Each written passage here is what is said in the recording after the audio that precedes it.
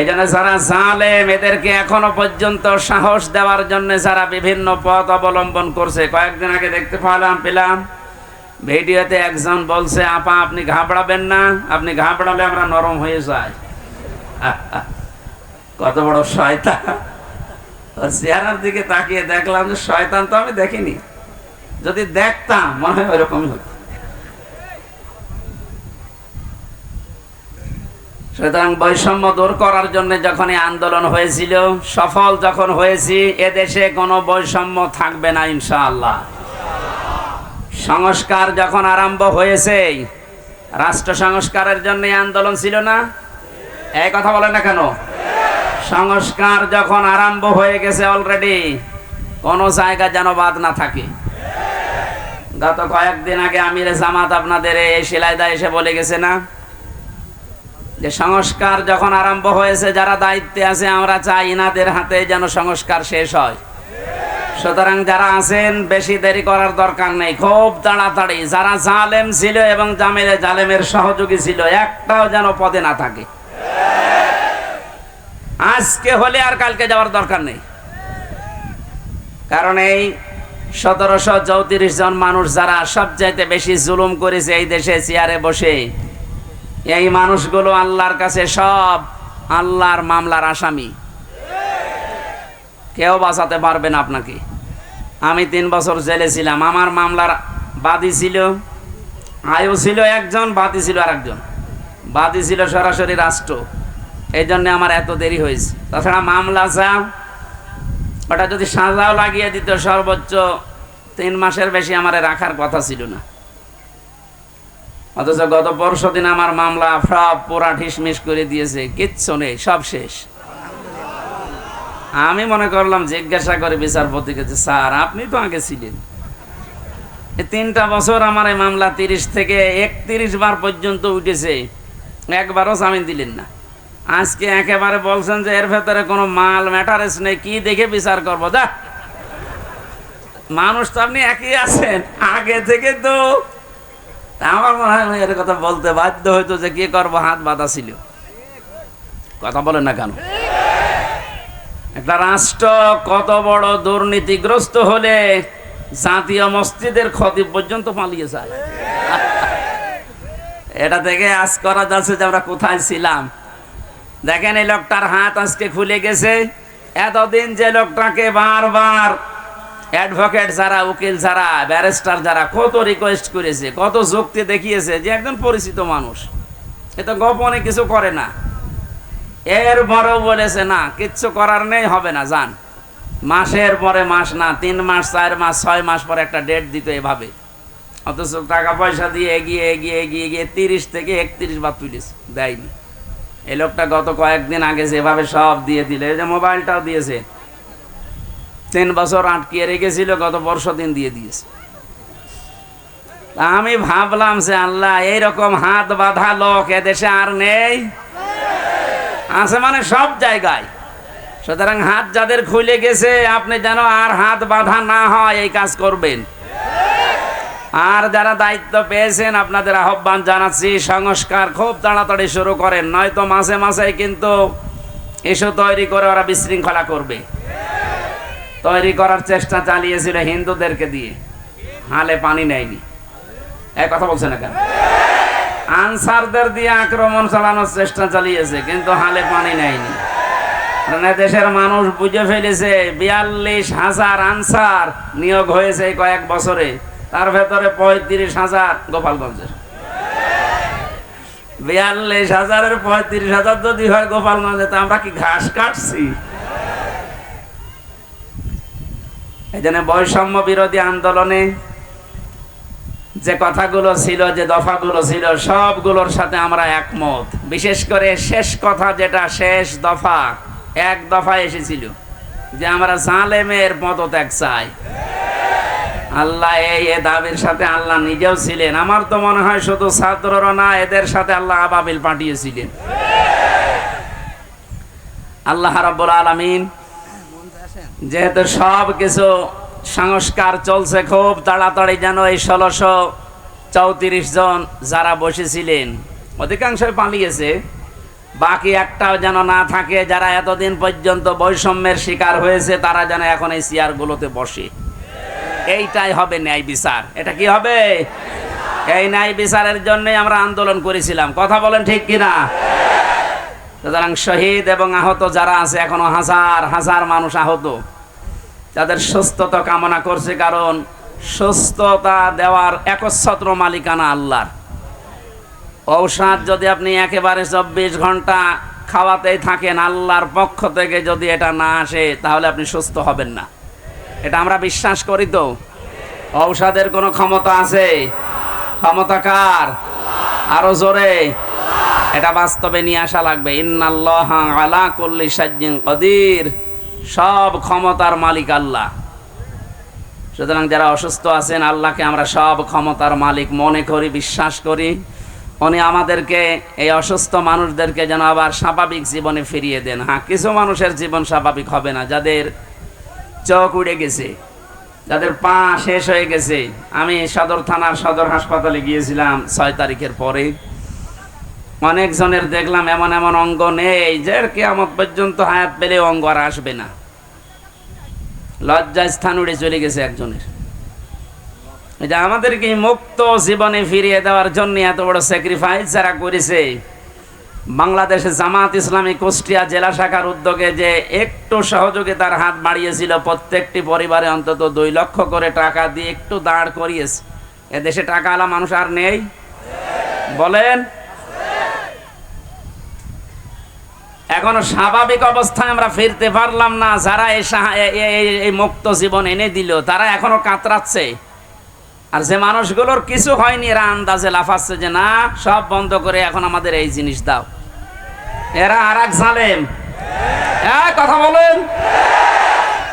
আমান আযলামু মিম্মান মানাআ মাসাজিদাল্লাহি আন ইউযকারা ফিহা ইসমুহু ওয়া সাআ ফি খারাবিহা ইলা আখিরি আয়া, সূরা বাকারা।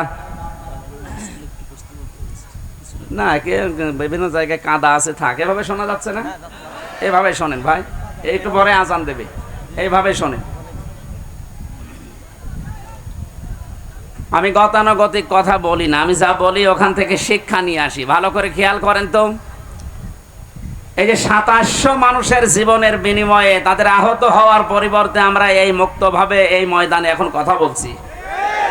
বাংলাদেশ জামাত ইসলামী কুষ্টিয়া জেলা শাখার উদ্যোগে কয়েকদিন আগে এই যে কুষ্টিয়া শহরের এতিমখানায় 500 আলেমকে দাওয়াত দিয়েছিল, সব ঘরনার।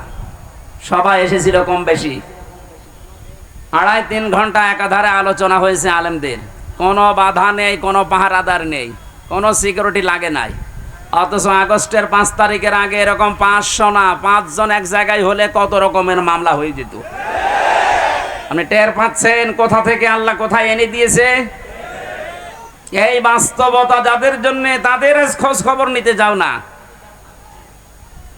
এদের জন্য এখন মসজিদে দোয়া হয়, কোরআনে কারিমের দার্স হয়, সেগুলো এখন অনেকে উল্টাপাল্টা ফতোয়া দিয়ে বন্ধ করার চেষ্টা করছে। আমাদের জেলায় না শুরু হলেও আশপাশ জেলায় অনেককে বলছে আমান আযলামু মিম্মান মানাআ মাসাজিদাল্লাহ। আল্লাহ বলেন, বড় জালেম দেখতে চাও? আমরা তো অধিকাংশ মানুষ মনে করি আয়না ঘর যারা তৈরি করেছিল ওরা বড় জালেম। হ্যাঁ, মাস্ট বি, ওরা বড় জালেম।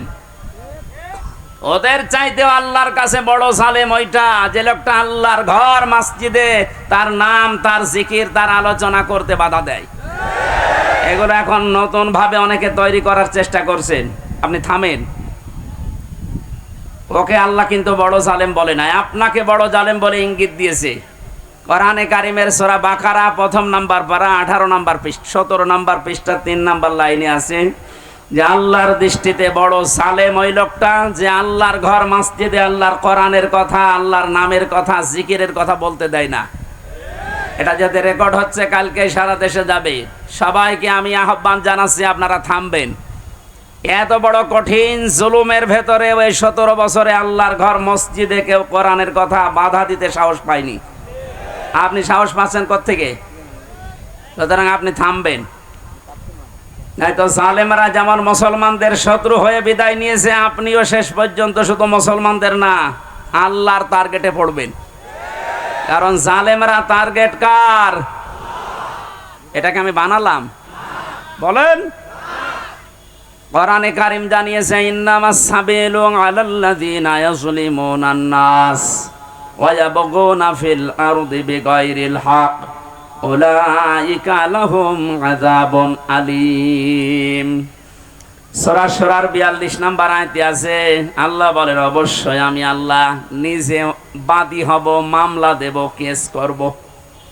টের পাচ্ছেন কত ওজনওয়ালা শব্দ এটা? আল্লাহ নিজে মামলা দায়ের করবে, নিজে কেস করবে তাদের বিরুদ্ধে, ইয়াজলিমুনান নাস, যারা মানুষ হয়ে মানুষের উপরে জুলুম করছে। আল্লাহ পাক একলে ইয়াজলিমুনাল মুসলিমুনা দেয়নি যে যারা মুসলমানদের উপরে জুলুম করেছে তারা আল্লাহর মামলার আসামি না। ইয়াজলিমুনান নাস এটা বহু, ইয়াজলিমুনা এটা মোজারে, বর্তমান, ভবিষ্যৎ, প্রেজেন্ট, ফিউচার। এখন যারা জুলুম করছেন, ভবিষ্যতেও যারা করবেন, আপনি কিন্তু এদেশে হামজার মামলার আসামি না, আপনি সরাসরি আল্লাহর মামলার আসামি। আমি আপনাকে বাঁচাতে এসেছি, এরপরও যদি উল্টা বোঝেন নিজের কপালে নিজে আগুন লাগাবেন। আমার কথার অর্থ বুঝতেছেন নাকি আন্দাজে ঠিক বলেন? আলহামদুলিল্লাহ। সুতরাং আবার আহ্বান জানাচ্ছি, বৈষম্য বিরোধী ছাত্র আন্দোলনের সংস্কার করার জন্য যারা উদ্যোগ নিয়েছিল, যাদের দায়িত্ব আমরা দিয়েছি, আপনারা খুব তাড়াতাড়ি করেন, কারণ এই জালেমরা যতদিন পর্যন্ত এখানে থাকবে ততদিন পর্যন্ত নতুন ইস্যু তৈরি করার চেষ্টা চালাবে। যারা পৃথিবী শান্ত হয়ে যাওয়ার পরও অশান্ত করার জন্য চেষ্টা চালায়, এই মানুষগুলো আয়াতের দ্বিতীয় শব্দে তারা আল্লাহর মামলার আসামি। ওয়ায়াবগুনা ফিল আরদি বিগাইরিল হক, পৃথিবী শান্ত হয়ে যাওয়ার পরে যারা অশান্ত করার জন্য বিদ্রোহ করে বেড়ায়, সংখ্যালঘুর নাম নিয়ে যা শুরু করেছিলেন, আমিরে জামাত অলরেডি ঘোষণা দিয়েছে এদেশে কোনো সংখ্যালঘু সংখ্যাগুরু নেই। সুতরাং এই ইস্যু বাদ দেওয়া লাগবে। এদেশে সংখ্যাগুরু সংখ্যালঘু আছে? না, নেই। এদেশে যে জন্ম নিয়েছে সেই এদেশের বৈধ নাগরিক। আমি আমির হামজা 96% মুসলমানদের ভেতরে যেমন অধিকার পাবো একজন হিন্দু 4%, তাতে কি সে একই অধিকার পাবে? এই কথা বলছেন? এটা যখন বুঝে ফেলেছে, দেখছে না এ তো হালে পানি নেয় না, ওটা বাদ দিয়েছে। এরপরে নামিয়েছে ডাক্তারদের, ওটাও পারছে না। এরপরে নামিয়েছে আনসারদের, ওটাও যখন পারে না, আমার মনে হয় ওদের যা চরিত্র, কিছুদিন পরে গলন্দ ঘাটের এই বেশ্যাদের নামাবে। খুব সাবধান থাকা লাগবে। আমি একটু খোলামেলা বলে ফেললাম, কারণ চরিত্র ওদের ওই রকমই, ওদের যা চরিত্র ওই রকমই। ঈমান যাদের ভেতরে আছে তারা 3টা কাজ কখনো করতে পারে না, এটা কোরআনে কারীম জানিয়েছে। সূরা ফুরকানের ভেতরে আছে 19 নম্বর পারার 4 নম্বর পৃষ্ঠা 14 নম্বর লাইনে। আপনি বাড়িতে যে তাফসীর মিলিয়ে দেখবেন, ঈমান যাদের আছে কয়টা কাজ করতে পারে না? আরো জোরে। এই 3টা কাজ যদি করে ফেলে তাদের শাস্তি আল্লাহ দেবেন ডবল। এই এখানে গল্প বন্ধ করো, একেবারে নড়াচড়াও বন্ধ। ওয়াল্লাযীনা লা ইয়াদউনা মা'আল্লাহি ইলাহান আখার, আল্লাহ পাক বলেন ঈমান যাদের আছে এই পৃথিবীতে তারা আল্লাহ বাদে অন্য কাউকে ডাকতে পারে না। এটা অন্যান্য জেলার কথা বাদ দিলাম, আমাদের জেলাতে এখন আস্তে আস্তে তৈরি হয়েছিল রাষ্ট্রীয়ভাবে, অনেকে নিজের অর্থ দিয়ে হলেও এই কাজটা প্রতিষ্ঠিত করার চেষ্টা চালাচ্ছিল। এই যে আপনাদের থানায় মাজার আছে না, লালনের মাজার, কত মানুষ বাংলাদেশের বিভিন্ন প্রান্ত থেকে এসে না জেনে আয়াতটা পুরা উল্টিয়ে ডাকতো, আল্লাহ বাদে অন্য কাউকে ডাকা জায়েজ। আরো জোরে। আপনি বুঝে ডাকেন আর না বুঝে ডাকেন, আপনার শাস্তি ডবল হবে যদি এখনো বন্ধ না করেন। বাংলার বিভিন্ন প্রান্তে গণাটা এখনো পর্যন্ত অনেকে জারি রেখেছে। গত পরশুদিন চট্টগ্রামের নূরে বাংলা আর ওই যে জাঙ্গি হুজুর এমন পিটানি খেয়েছে, ইসলামের নাম নিয়ে শয়তানগুলো আল্লাহর নামটা পুরা পাল্টিয়েছে। ওরা আল্লাহর নামে কিছুক্ষণ জিকির করার পরে পরে ইয়ালি বাবা, শালি বাবা, আগলা বাবা, পাগলা বাবা আন্দাজে জিকির বানাতো। তাহলে কোরআনের এই আয়াত অনুযায়ী আল্লাহর পাশাপাশি অন্য কাউকেও যারা ডাকে তাদের শাস্তি হবে ডবল। আরো জোরে, কি সুন্দরভাবে মিলিয়েছে দেখেছেন। কোরআনে কারীম জানিয়েছে ওয়ালিল্লাহিল আসমাউল হুসনা ফাদউহু বিহা ওয়াযারুল্লাযীনা ইলহিদুনা ফি আসমাই ইলা আখিরি আয়া। সূরা আরাফ 9 নাম্বার পারার 13 নাম্বার পৃষ্ঠার 5 নাম্বার লাইনে আছে, এটা 179 নাম্বার আয়াত। আল্লাহ পাক বলেন, আমি আল্লাহর অনেক সুন্দর সুন্দর নাম আছে, যে নামে পারো আমাকে ডাকো, কিন্তু সাবধান, আমার নামের সাথে যারা এলহাদ করে, আমার নামকে যারা পরিবর্ধন করে দেয়, নামের সাথে উল্টাপাল্টা কিছু জুড়ে ডাকে, তাদের সাথে ডাকবা না। আমি এত গভীরে যেতাম না, শুধু রেকর্ড হচ্ছে কারণে বলছি, সারা দেশে কালকে ছড়াবে। আপনারা সাবধান। ঈমান যাদের আছে তারা যেহেতু 3টি কাজ করতে পারে না, আর তারা যদি করে ফেলে তাদের কিন্তু ডবল শাস্তি হবে। ইউদাআফু লাহুল আযাব ইলা আখিরি আয়া। আল্লাহ পাক বলেন তাদের শাস্তি আমি ডবল দেব। 1 নম্বরের গোনা পেলাম যারা আল্লাহর সাথে অন্য কাউকে ডাকে। 2 নম্বরে ওয়াল্লাযীনা লা ইয়াদউনা মা'আল্লাহি ইলাহান আখারা, আল্লাহর সাথে যারা অন্য কাউকে ডাকছেন এখনই আপনি থেমে যাবেন। 2 নম্বরে এই পৃথিবীর ময়দানে কোনো মানুষ যেন জিনা না করে। কি না করে? এটা ছিল না? আপনি দরবেশের দিকে তাকিয়েছেন, এত বড় বড় দাড়ি, আরে শেষের জীবনটা যেগুলো দেখলাম যদি সত্য হয় উনি পুরাটা জিনায় ছিলেন। কারণ যে স্বামীর কাছ থেকে তার স্ত্রীকে কেড়ে জোর করে বিয়ে করেছে, ও আসল স্বামী তো এখনো তালাকি দেয়নি।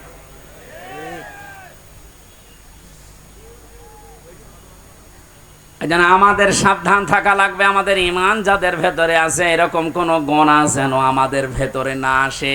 মুমিন মরে যেতে পারে কিন্তু জিনা করতে পারে না।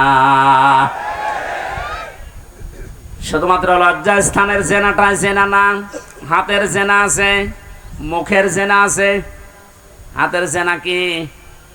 কোন বেগানা মহিলাকে আপনি হাত দিয়ে যদি স্পর্শ করেন জেনা করার গুনাহ হবে। চোখ দিয়ে যদি ওই রকম নিয়তে দেখেন তাহলে জেনা করার গুনাহ হবে। অন্তরে যদি ওই রকম কোনো ধারণা নিয়ে আসেন জেনা করার গুনাহ হবে। জেনা করলে শাস্তি কয়টা বললাম? ডবল। বলেন, আরো জোরে বলেন। আমরা যেন মেনে নিতে পারি এরকম মন মানসিকতা আল্লাহ আমাদের দান করুন। বলেন আমিন। আমি আবার বলছি, শেষ কথা, বৈষম্য বিরোধী আন্দোলনে যে সমস্ত দফাগুলো ছিল সংস্কার করার জন্য, এটা রেকর্ড হচ্ছে বলে বারবার বলছি, যারা আছেন তাড়াতাড়ি করেন, নয়তো এরকম কুলু আবার তৈরি করবে। প্রধান বিচারপতিকে দিয়ে একবার চেষ্টা চালিয়েছিল, ছাত্রদের জন্য পারে নাই। আমার তো এই যে 8টা 9টা ইস্যু তৈরি করার যা শুরু করেছিল বিদ্রোহ, আমি দেখলাম সবগুলোই আল্লাহ নিজে যেন হ্যান্ডেলিং করছে। সুতরাং যখন কাজ হচ্ছে না আপনারাও থামেন। জালেম তো বিদায় নিয়েছে। কোরআনে কারিমের অনুষ্ঠানে হাজার হাজার মানুষকে নিয়ে আল্লাহর কাছে বলছে, আল্লাহ কিয়ামতের আগে যেন এদেশের চেয়ারে আর কোনো জালেম না আসে। বলেন, আমির জামাত তো এই দিকে ইঙ্গিত দিয়েছিলেন যে এক জালেমের হাত থেকে মুক্ত হয়ে যেন আমরা অন্য কোনো জালেমের হাতে না পড়ি। অথচ কিছু মানুষ নিজের দিকে এটা নিয়ে উল্টাপাল্টা ফতোয়া দিচ্ছে। আরে ভাই, আপনার নাম বলেছে, তাহলে আপনি নিজে অবশ্যই ঠাকুর ঘরে কে রে? আমি তো কলা খাইনি। আপনার নাম বলেছে যে আপনি এই চেয়ারে বসলে আপনি জুলুম করবেন, তার মানে আপনি করবেন, এই জন্য আপনার ভয় হচ্ছে। ওনার দূরদর্শিতা সম্পর্কে আপনি জানেন না, তাই উল্টাপাল্টা ধারণা করেন। আমি ওইদিকে আর গেলাম না। সুতরাং আমরা যেন সাবধান থাকি। দরুদ পড়ছি আমাদের নবী মুহাম্মদ রাসূলুল্লাহর উপরে, যাকে আল্লাহ পরা কোরআনে বিশেষভাবে 7টা নাম ধরে ডাক দিয়েছিলেন। তার 1 নম্বরে নাম ছিল ইয়াসিন। নাম কি? এখানে কুমারখালী ফাজিল মাদ্রাসা এবং আশপাশের দাখিল আলিম মাদ্রাসার কত সুপার সহ সুপার মাওলানা বসে আছে। ইয়াসিন, এটা আল্লাহর ঘোষণা দেওয়া শব্দ। ইয়া হরফে নেদা, ইয়া মানে হে, সিন মানে সাজ্জেদ, সাজ্জেদ মানে নেতা। তাহলে আল্লাহর ঘোষণা দেওয়া নেতা এই পৃথিবীতে মাত্র একজন। কয়জন? এ শব্দের ব্যাখ্যা করতে গিয়ে তাফসিরে কাবির আল্লামা ফখরউদ্দিন রাজি রহমতুল্লাহ আলাইহি লিখেছেন, ইয়াসিন শব্দের 5টা অর্থ আছে। ইয়াসিন মানে সাজ্জেদুল আলামিন, সাজ্জেদুল বাশার, সাজ্জেদুল কাউনাইন, সাজ্জেদুল আম্বিয়া, সাজ্জেদুল মুরসালিন। তার মানে আল্লাহ বোঝাতে চেয়েছেন পৃথিবীর মানুষেরা যদি মনে করো যে আমি পৃথিবীতে বাস করি, নবীকে আমার মানায় লাগবে, অন্য কোন জগতে গেলে আর মানা লাগবে না। না, ইয়াতানাজ্জালুল আমরু বাইনাহুন্না, প্রত্যেকটা আসমানে আমার আল্লাহর বিধিবিধান নাজিল হচ্ছে। ওই সমস্ত সৃষ্টির জন্য আলাদা বিধান আছে। কেউ যদি মনে করে আমি মঙ্গল গ্রহে বাস করি, আমি চাঁদের দেশে থাকি, আমার তো ওখানে নবীকে নেতা মানা লাগবে না, আদর্শ মানা লাগবে না। না, এই জন্য সাজ্জেদুল আলামিন দিয়েছেন বহু বচন। আপনি যে কোনো গ্রহে বাস করেন না কেন, সেখানে মুহাম্মদুর রাসূলুল্লাহকে আপনাকে নেতা মানায় লাগবে।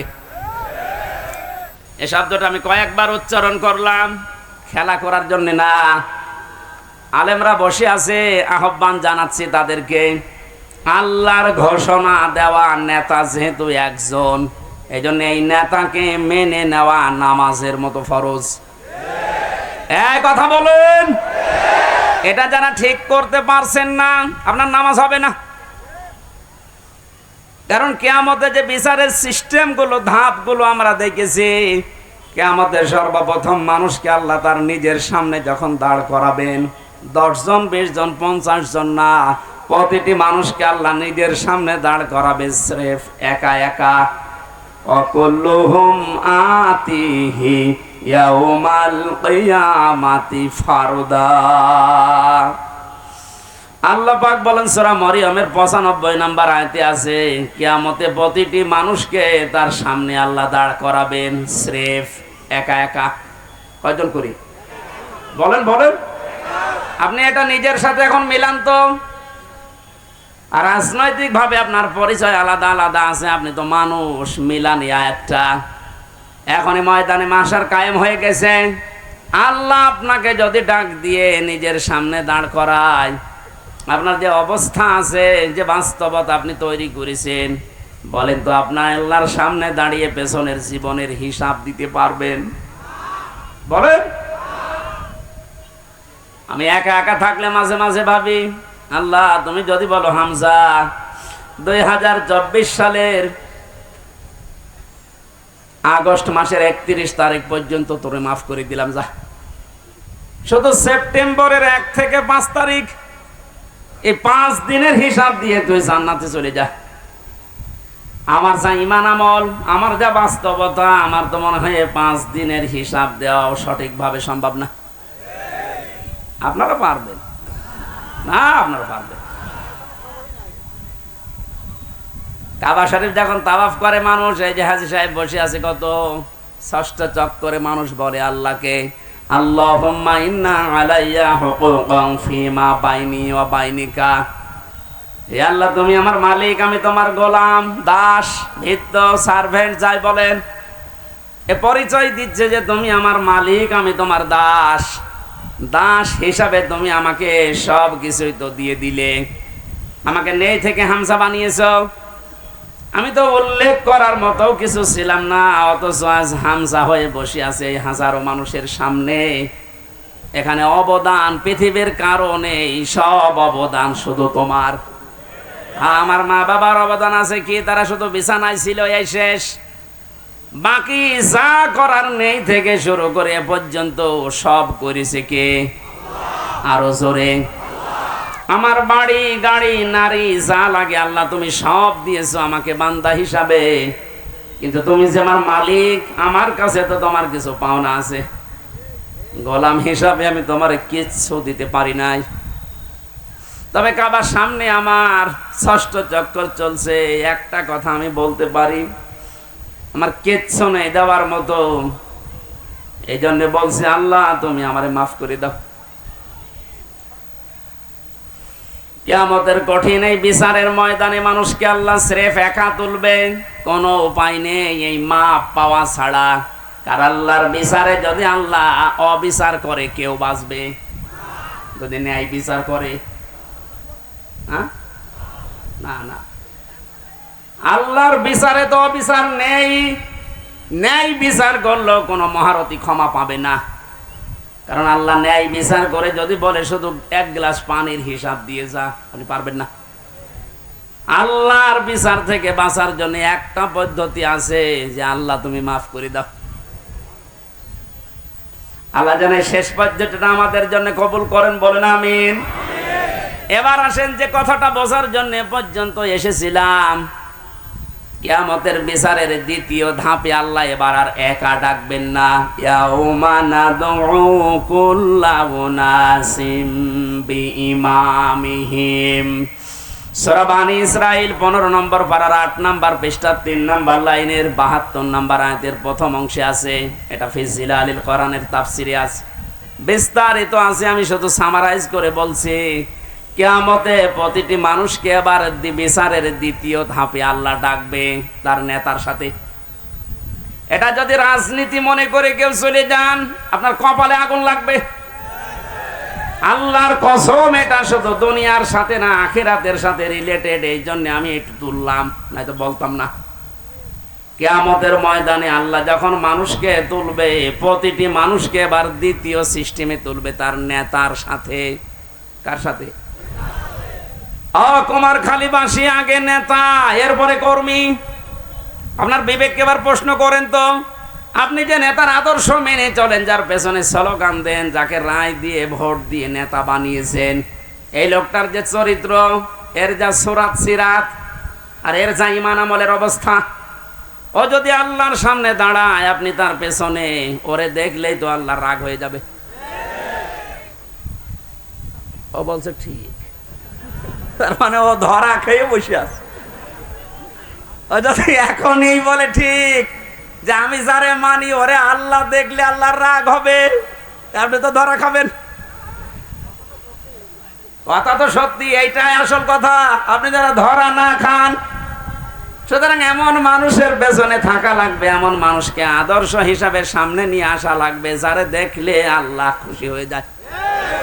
এখন এই লোকটাকে আফজাল সাহেব না, এখন দেখেন তো আফজাল সাহেবের কাঠিতে পড়ে কিনা। সারা নেশা 5 নাম্বার পারা 6 নাম্বার পৃষ্ঠা 9 নাম্বার লাইনের 59 নাম্বার আয়াতের প্রথম অংশে আছে, ইয়া আইয়ুহাল্লাযীনা আমানু আতিউল্লাহা ওয়া আতিউর রাসূলা ওয়া উলিল আমরি মিনকুম। আল্লাহ ইমানদারকে ডাক দিয়েছেন, ইমানের দাবি করো, তে পূরণ করবা না।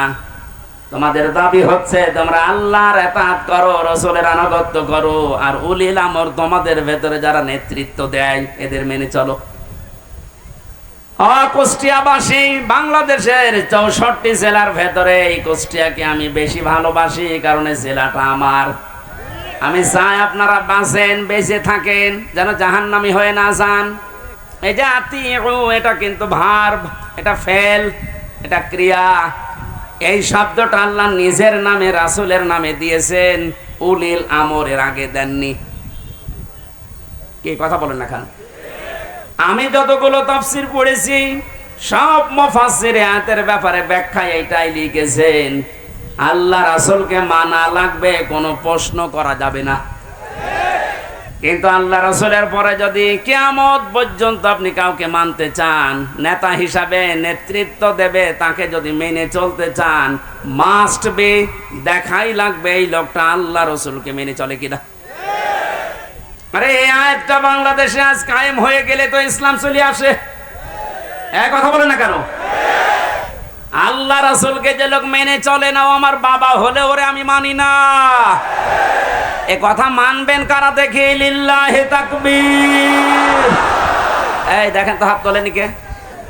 দেখেন, আলহামদুলিল্লাহ। ঠিক আছে, আপনার মানে ওয়াজ তো হয়ে গেছে, এবার মোনাজাত করে দিই।